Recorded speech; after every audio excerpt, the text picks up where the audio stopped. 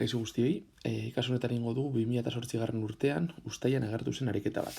Esaten digute, lurraren inguruan daukagula satelite bat, bere masa 500 kilogramokoa dena. Eta orbita zirkular sinkronoan edo geogonkorran dagoela. Orbita geogonkorran badago, horrek esan nahi du, berak emango dituela birak lurraren egun batean. Bueno, esan nahi du, beti egongo dela begiratzen lurraren puntu berdina. Nola lurra biratzen duen eta berak biratzen duen abiadura angeluar berdinarekin, beti egongo da begiratzen puntu berdina. Ondorioz, zer da jakin behar duguna? Bere periodoa hau izango dela, 8,84 bideramar per lau segundu. Hau gutxi gora bera da egun bat, 23 ordu, 53 segundu eta 3,5 segundu, egun sideral bat deitzen dena. Bueno, orbita geogonkorra eta badizuete, jakin behar duzue, satelite edo gorputz horren periodoa hau izango dela, lurrean bagaude. Vale. Eta galdetzen dugute, alde batetik, satelite hori geldiarazteko behar dugun energia, hau da, nola orbita batean dagoen, bere abiadura orbitala jakin bat izango du, abiadura horrekin energia sinetiko bat izango du, gure gorputzak, horretaz aparte baita energia potentzial bat izango du. Vale.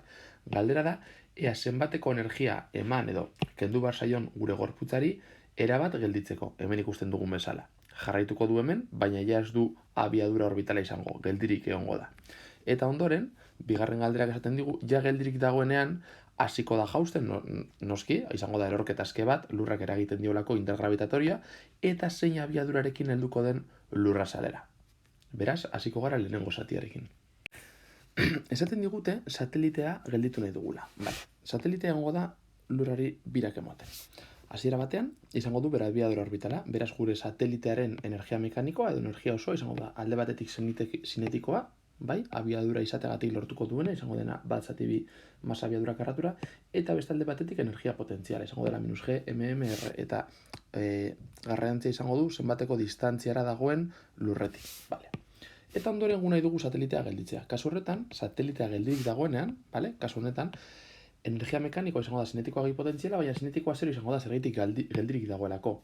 Baina kontuz, energia potentziala izaten jarraitzen duelako lurraren distantzia jakin batera. Orduan, gu hasieran daukagu hau eta lortu nahi dugu hau egitea. Konparatzen bat dituzue, vale? Hemen ditugunak, hasieran batean daukagu hau gehi hau, eta bukaeran daukagu hau berdina, baina hau zero. Orduan, zer da guk egin behar dioguna satelite horri gelditzeko? Hau kendu behar diogu bere energia sinetikoa. Orduan, kalkulatzen badugu zein den gure gorputzaren energia sinetikoa, kalkulatuko dugu zenbateko energia kendu behar diogun erabat gelditzeko. Beraz, energia sinetikoa kalkulatu nahi dugu, baina energia sinetikoa kalkulatzeko behar dugu abiadura orbitala. Eta abiadura orbitala kalkulatzeko G da konstante bat, ml da lurraren masa, baina R orbita erradioa ez dugu ezagutzen. Eta kalkulatu behar dugu.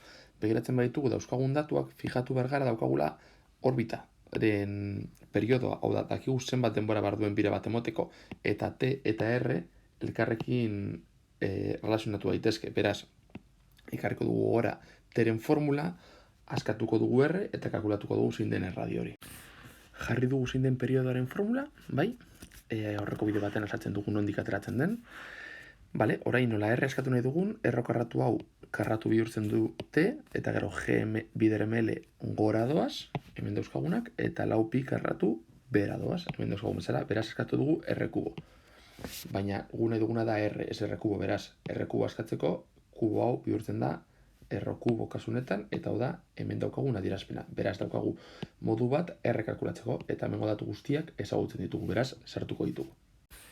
Beraz, sartzen dugu hemen T, hemen orbita geogonkorretik lortu duguna, G konstante unibertsala, lurren masa, lau eta pi karratura, hau guztia egiten badugu, lortzen dugu hemen barruan dagoena, eta R kubo egiterakoan ateratzen dugu orbitaren erradio, izango dela 4,23 bideramar per zazpi, orain R hau erabili dezakegu hemen barruan abiadura orbitala lortzeko.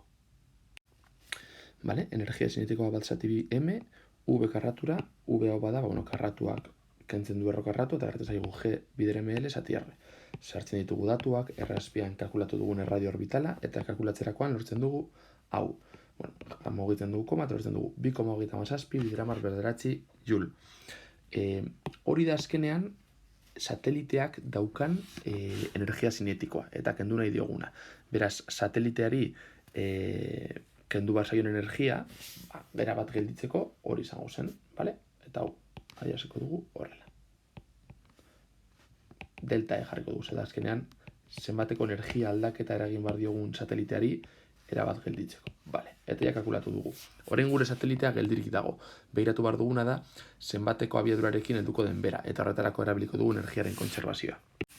Bueno, esan bezala, gorputza daukagu gure erradioan, bale? Erradioa goratu nerutzen dela lurraren zentrotik, berdaz, lurraren zentrotik gure gorputza dago erre distantziara, lehen kalkulatu duguna, eta jausiko da lurra asalera. Eta lurra asalaren distantzia zentrotik da lurraren erradioa, hain zuzen ere. Beraz, hasiera honetan ez du inolako abiadurarik, abertzea abiadura lortuko duen hemen.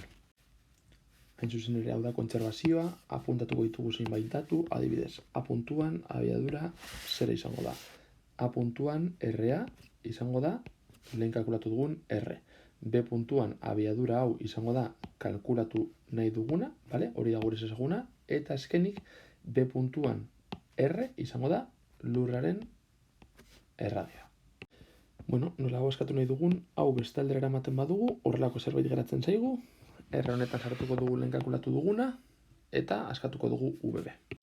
Bueno, hemetik ateratzen dugu faktore komuna, eta geratzen zaigu GMM, bai? Eta hau da geratzen zaiguna bestetik, nola eskerrean emetzikia eta eskuman emetzikia agertzen den kentzen ditugu, orain bat zati bi bestaldera pasatzerakoan bi bihurtzen da, eta errokarratua egiten dugu, beraz formula honekin lortu dezakegu B puntuko abiadura. Orain sartzen ditugu hemen barruan datuak, eta kalkuluak egingo ditugu. Ba, bueno, alde batetik hauek biderkatzen baditugu, hau lor dezakegu, eta hau eragiketa hau egiterakoan horrelako zerbait lortu beharko zenukete. Biderketa hau egiterakoan lortzen dugu hau, eta errekorratuarekin ikusten dugu B puntuko abiadura izango dela 1,03 bider 10 metro segundu. Eta honekin bukatuko genuke azterketa.